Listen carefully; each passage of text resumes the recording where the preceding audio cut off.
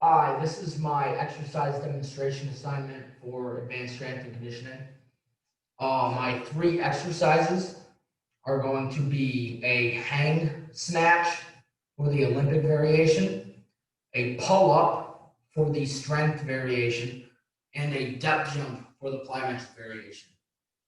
For the hang snatch, I'm going to catch it in a power position. So I'm going to go from the hang down to my knee, and then I'm going to catch it in a power position, which is a athletic squat position. My feet, when I start the movement, should be underneath my hips. My hands are going to be wide enough to where the bar sits in my hip crease at the beginning of the movement. And once I do my snatch, I'm going to shift my feet out into a squat position when I lock the bar out overhead.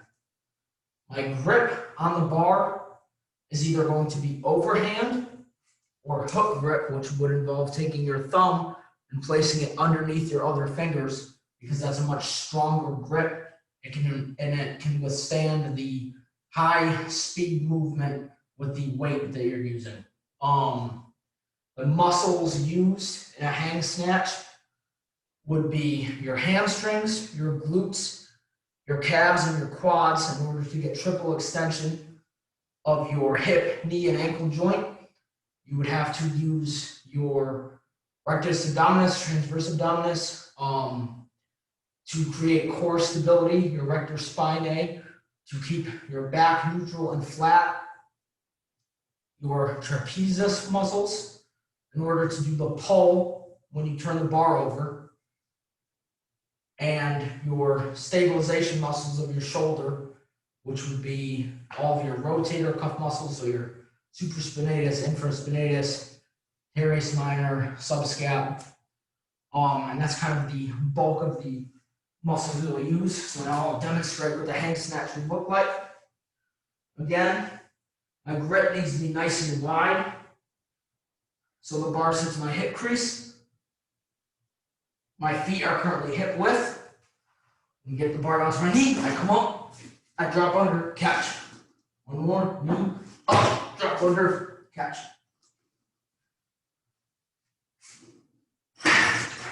Okay, so that would be my Olympic lifting variation. For a hang snatch, any other power movement or any overhead movement for that matter, you don't need to use a spotter. It's actually dangerous for not only the person performing the movement, but the person who's spotting as well, because the bar is moving very fast. If you miss the lift, the bar is going to fall on top of one or both of you. It's not a good situation, so no spotter is necessary. My strength movement is a pull-up. A pull-up is an overhand or pronated grip. A chin-up would be a supinated or underhand grip. So, like I said, overhand grip for pull-up.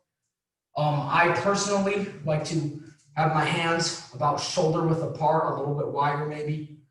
If you want to do different variations, you could go narrow grip, wide grip, but for today, I'm going to go just outside my shoulders.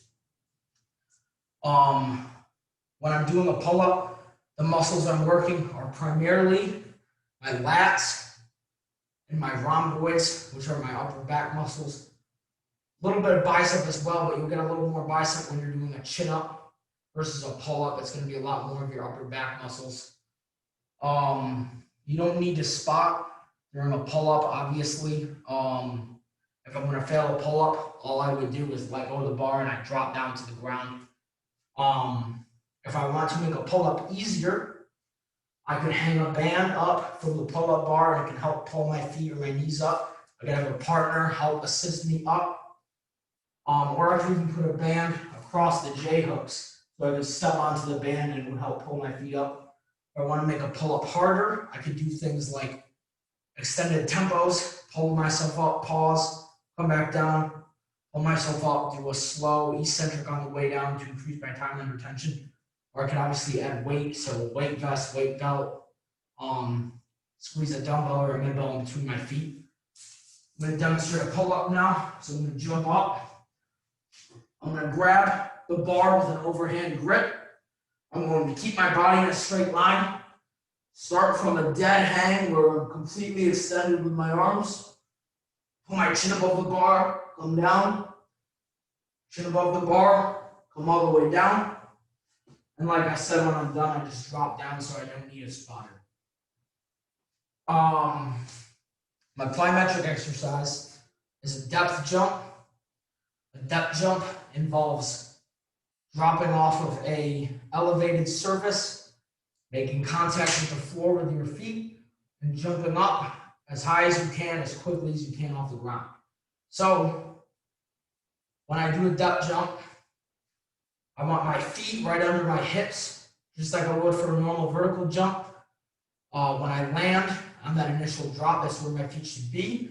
I should jump straight up in the air. And when I land again, my feet should be in the exact same place as if I was to jump again or have to do an athletic movement afterwards.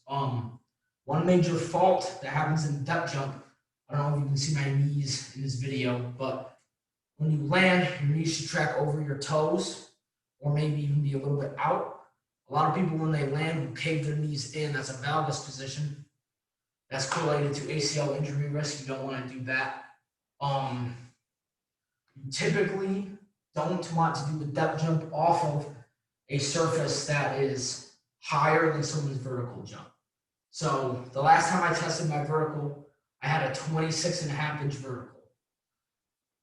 This bench that I'm about to jump off of is probably about 20 to 24 inches, so that's kind of getting close. You obviously want to progress into a depth jump because it's considered a shock method plyometric, which is a very, very intense plyometric, and you want to start with a lot lower intensity things first to prepare your tissues, your muscles, everything like that for the movement. You don't need to spot someone doing any plyometric exercise. The worst thing that happens is they land and they decide not to jump. If you're the strength coach or even if you're doing plyos with your buddy, you do want to make sure there's nothing around them where they might land on a dumbbell or a plate and roll their ankle. But other than that, you don't need a spotter. The muscles that you're going to work in a depth jump are hamstrings, glutes, quads, gastroc, soleus, and honestly, all of the connective tissue within that foot ankle complex, because you're going to store, recoil, and release elastic energy with your stress shortening cycle during this movement.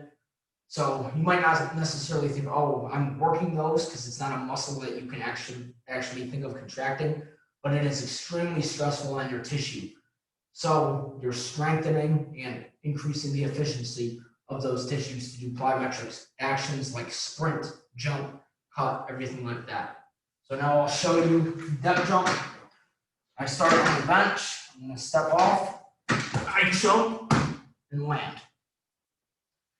Those are my 3 exercises. Thank you for watching my video.